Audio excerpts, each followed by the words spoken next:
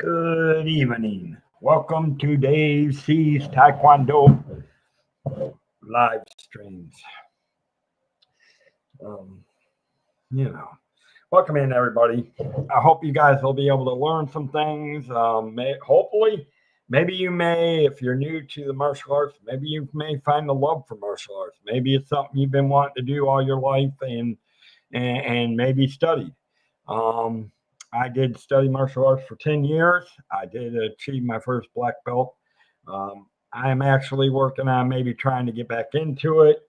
So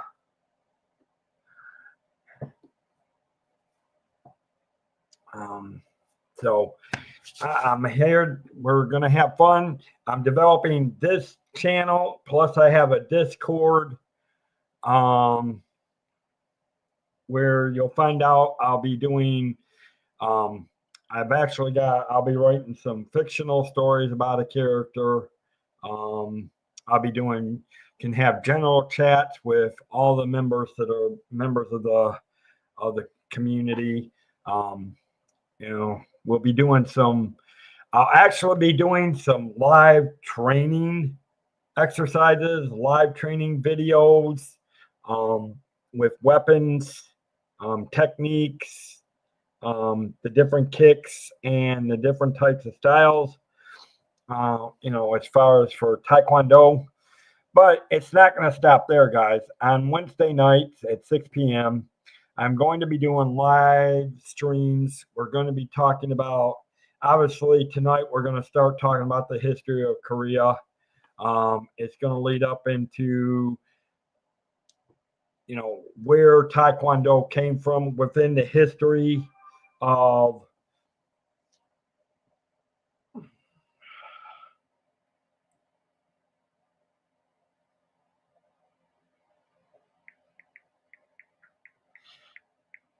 I'm actually going to do history of Korea, which within the next, we'll fast forward through certain parts on it. But within a week or two, we're going to be relating. Anybody that knows about Korea, Taekwondo is the mainstream sport of Korea. It is the foundation. There's a lot of other martial arts there within Korea, but Taekwondo as a sport is the main foundation within the martial arts, within the community, within the Korea people. They grew up with it for years. They used it for self-defense. Now it definitely has become a sport over the last several years.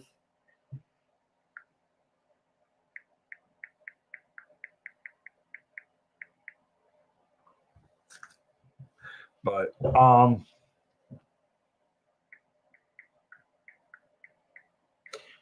so that's basically where we're going to start tonight, guys. Obviously, I do want you guys to ask questions.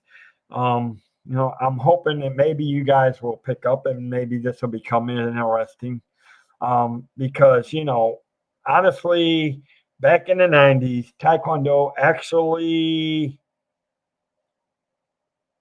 throughout the 90s and throughout the Olympics, the sports of Taekwondo had made an appearance in the Olympics once or twice. Now it is a permanent sport of the Olympics. And honestly, for me, it's something that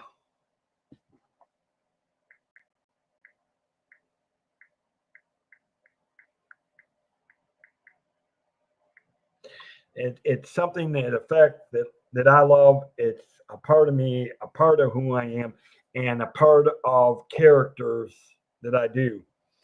Sorry guys, I'm trying to take care of some issues, but so what we're going to look at tonight, and I'm going to kind of show it. This is going to be, it's coming off of the Wikipedia. Everybody knows that Taekwondo is on the peninsula of the Pacific.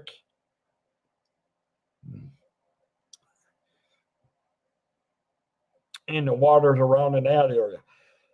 Obviously, everybody knows about the Korean War.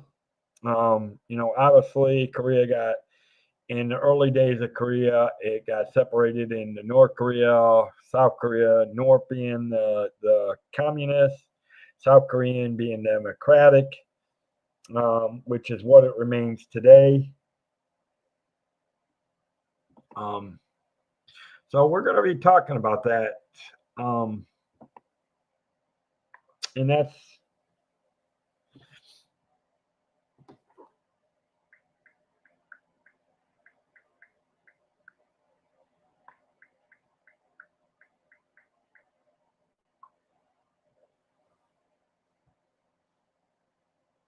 But so we're going to look at the history, and eventually we're going to evolve into talking about Tae Kwon Do and where it fit into the customs of Korea as a whole. And obviously, I'm going to show in the love of my thing. I wish I could have had a chance to travel to Korea when I was doing training. I wish I had started martial arts when I was younger. It's obviously an important factor for me.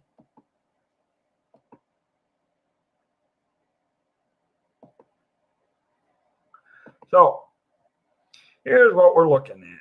We're looking at Wikipedia, and we're going to be looking at the thing. So obviously,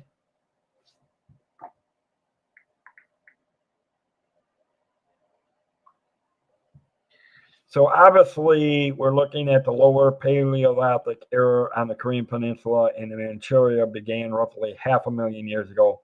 Obviously, the earliest known Korean prodigy dates back to around 8,000 BC, and the Neolithic period began thereafter. Obviously, it's been followed by the Bronze Age by 2000 BC, the Iron Age of 700 BC. The Paleolithic people are likely not the direct ancestors of the present Korean people, but their direct ancestors are thought to be the Neolithic people of about 2000 BC. I mean, these are people that actually lived on the peninsula at that point, which would not have been known as Korea.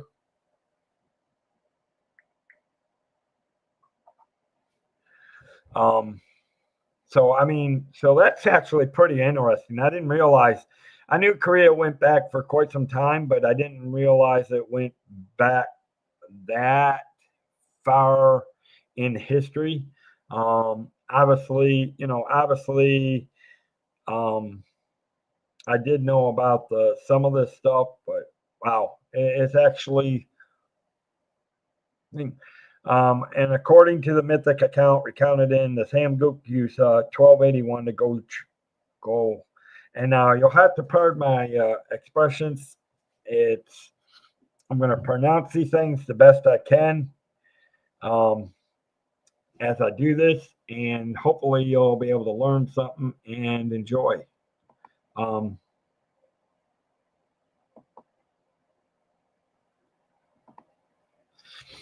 So according to the mythic account, which is in the Samguk Yusa, I'm assuming that's like some type of documents or papers or like a book that might have been written in 1281.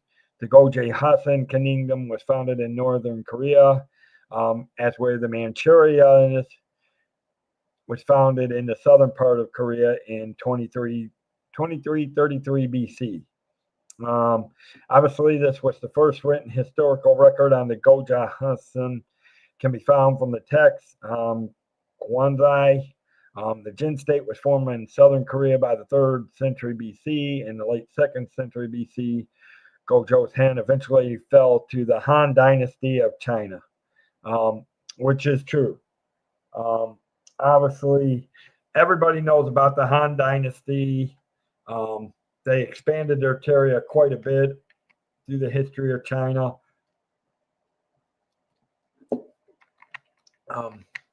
And you're going to find out that Korea has the influence of China, Japan, in the cultural backgrounds. It really is interesting. Again, it is nice to learn about these histories, especially with the sports that if you love. Um, Good. So, which exceeded the succeeding warring states, the Proto Three Kingdoms period.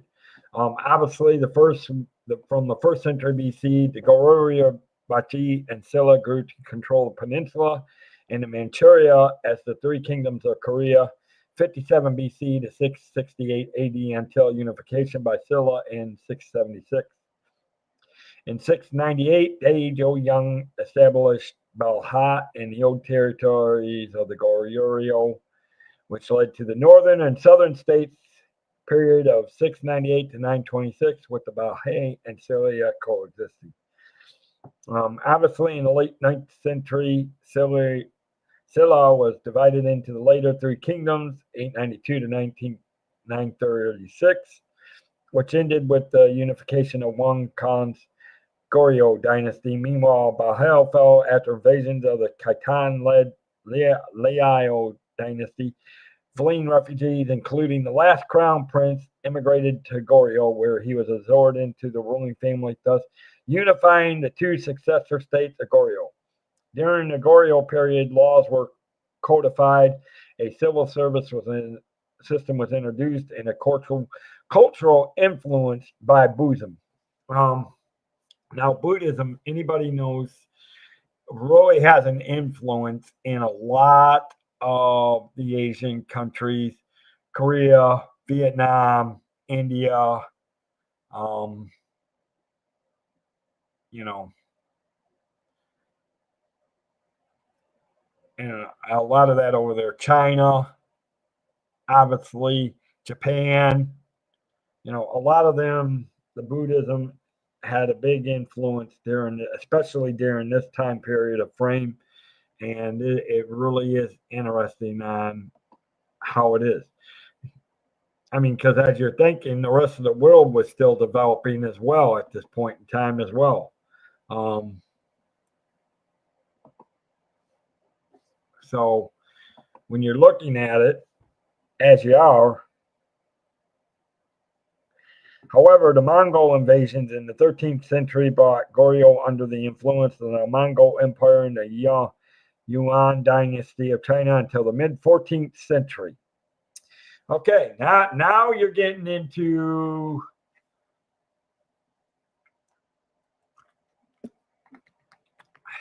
obviously 14th century. You're getting into cultural exchanges, different. I mean, again, you still had that influence of China and the surrounding areas influencing Korea. And again, Mongol Empire and the Yuan dynasty of China. And so, I mean, in 1392, General Yi Sai established the Choson dynasty, 1392 to 1897, which is quite a long time for a ruling class. That is several years old.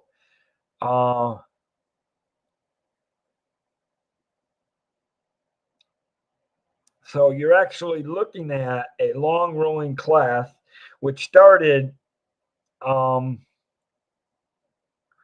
the coup d'etat in 1388 that overthrew the Goryeo dynasty.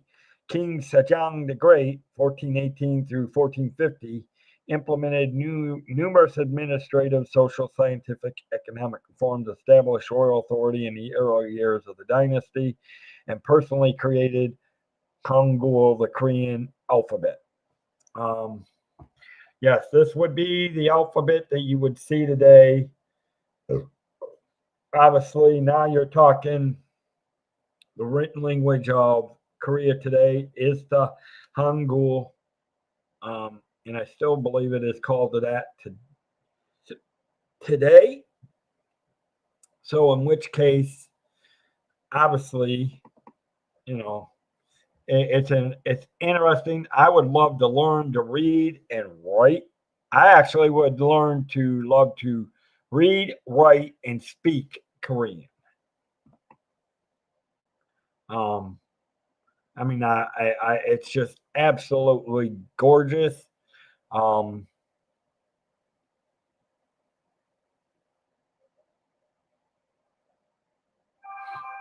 and again, it's quite some of these Asian countries legitimately had quite an interesting influence in even all the way up into the history of modern world today. I mean, obviously, those of us that were born and raised in the U.S. No, and we're the young out of our country is just young compared to the rest of the world. I mean, we are legitimately we're only a little over 200 some odd years old. Um, we're still under 300 years old yet. So compared to the rest of the world, we're still newcomers. The rest of the world was forming around us, and we weren't even thought of.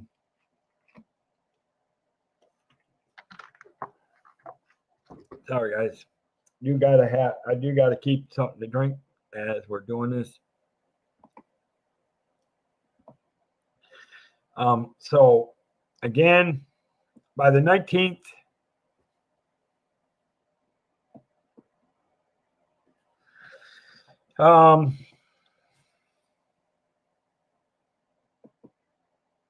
at their now, obviously, for some reason, I don't know what it is with all countries, but all countries seem to go through a civil war period and face invasions and trouble from different countries, and don't know what it is, but we all do. Obviously, after enjoying a period of peace for nearly 2 years, the Chosun dynasty faced the foreign invasions from 1592 to 1637. Now, here's where it gets interesting, guys, because take a look at those dates of 1592 to 1637. Europe, present day Europe, your medieval Europe was going on at this point in time. Obviously, England was formed, France is around. Um, so again, Europe was a growing dynasty among at this point in time. Most notable of these were the Japanese invasions of Korea, the combined forces of the Ming Dynasty of China and the Chosun Dynasty, whose naval fleet was successfully led by Admiral Yi Sun Sin, repelled these Japanese invasions, but at a cost to both countries. Henceforth, Chosun gradually became more and more isolationist and stagnant with frequent internal strife. That seems to happen to every country after a while. Obviously, every government has its stagnant and has its internal strife. I mean, obviously, we're seeing that quite a bit here in our country today. Um, you know, no matter which side and I'm not getting into political sides this, but we got strife within our political climate as well facing today. So, and as you can see, it happened in Korea. Obviously, by the 19th century, with the country unwilling to modernize and under encroachment by European powers, there you go. See, going back to that dates of the 1592 to 1637, European powers were now sailing to the peninsulas of Japan, Korea, and they were starting I mean, obviously, we all know about. Oh, trying to think of it.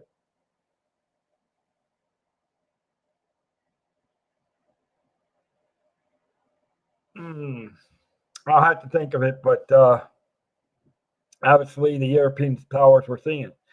Um, Korea was forced to sign unequal treaties with foreign powers after the assassination of Empress Myeon-sing by the Japanese mercenaries in 1895, the Dongkok Peasant Revolution, and the Gabo reforms of 1894 to 1896. Now, look at those dates, guys. Now we're talking modern day times. You're now talking modern day times, because at this point, the U.S., now you're talking the United States was around about 100 years. So we were really young. Our government was really young. At this point. So the Korean Empire, 1897 to 1910, came into existence, heralding a brief but rapid period of social reforms and modernization. However, in 1905, the Korean Empire was forced to sign a Paktorat Treaty, and in 1910, Japan effectively annexed the Korean Empire. The treaties involved were later confirmed to be null and void, and Korea then became a de facto Japanese colony from 1910 to 1945. So, see, you're talking about that influence again. And if you look, and when we get into the history of Tae Kwon Do, what's unique about Tae Kwon Do, you're going to see the influence of many different types of martial arts into Taekwondo, which gives it its fancy, I mean, obviously we know Taekwondo is known for its fancy kicks, and the beautiful artistry of those kicks.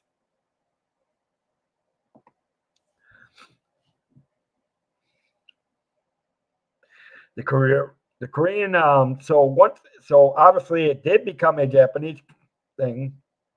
And of course, Korean resistance movements coordinated by the Provisional Government of the Republic of Korea in exile became largely active in neighboring Manchuria, China proper, and Siberia. In other words, it was pretty much saying, we have had enough of you, Japan. We want you out of our country, and we want our country back, basically.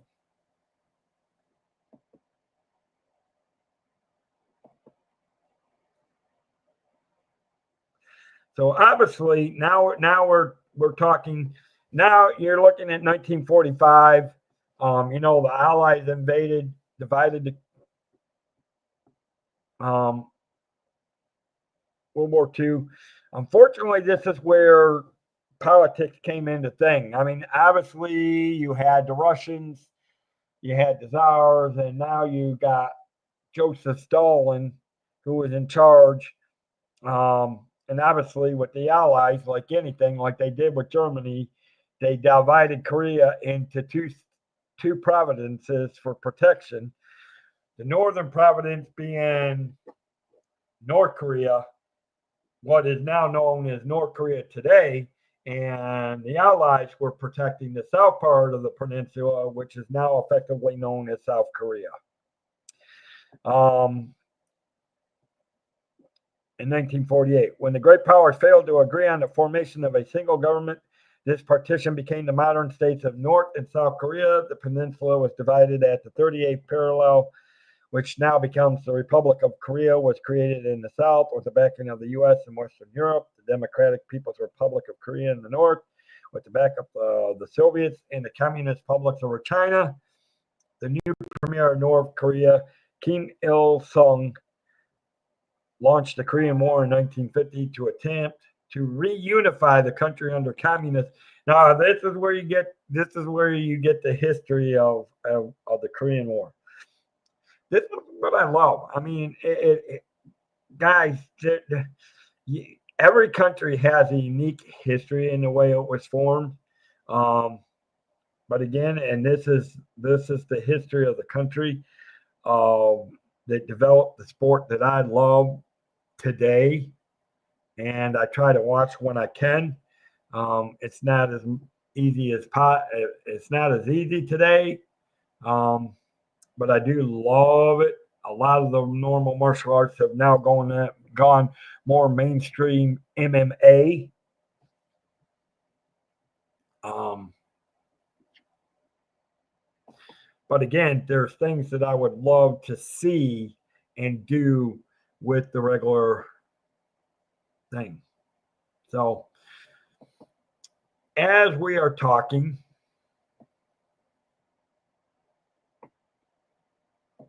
so at this point, launched.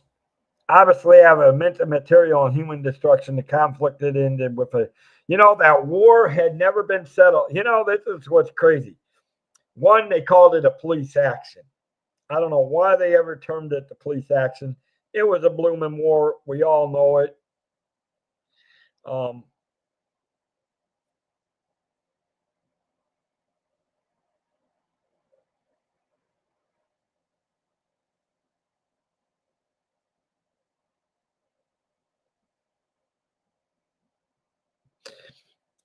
so obviously the conflict it ended in 1953.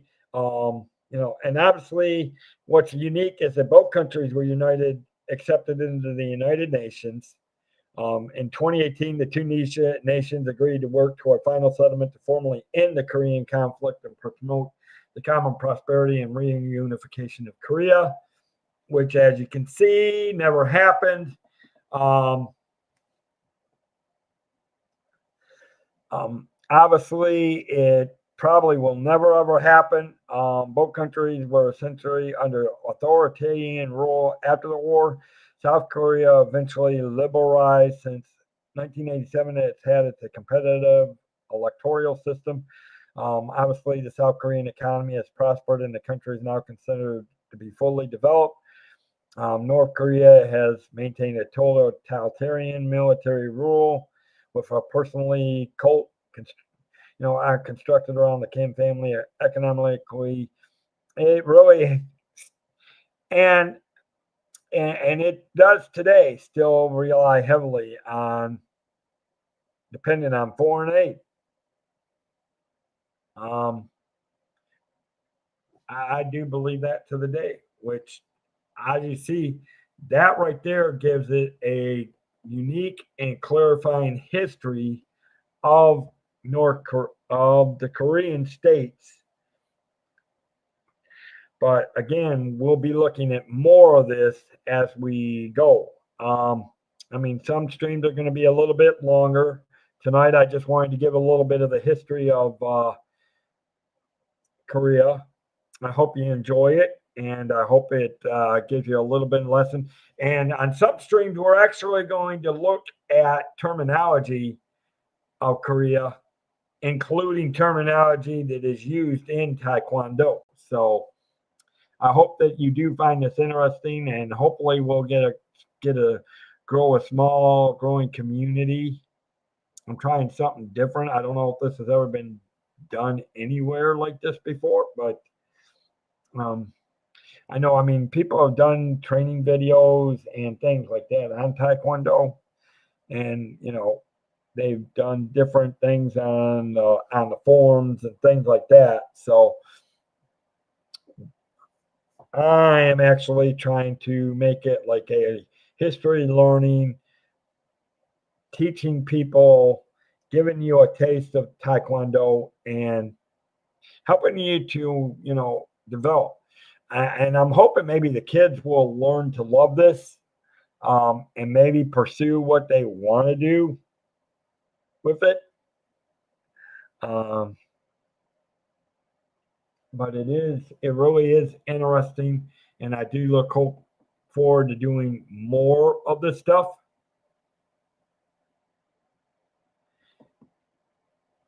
But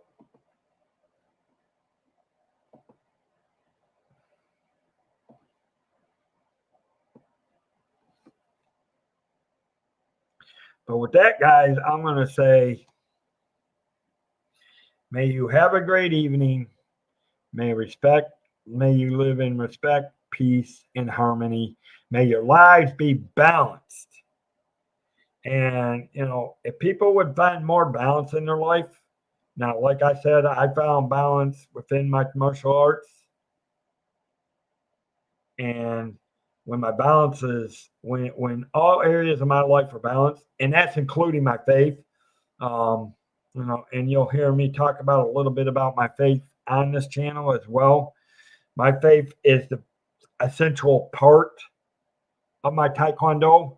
With my faith and my belief, it gives me it gives me the ground foundation to make the rest of my life balanced. And that's what a true martial art does. It seeks to have balance in all areas of your life. I mean, it's not always easy. Things aren't always balanced. You're going to have troubles and issues, but you deal with them as they come along and you try to find that peace and balance. With that, guys, I'm going to say have a great night and hope to see you soon. Hopefully, we'll see a community growing out of this. Have a great night, everyone. Bye.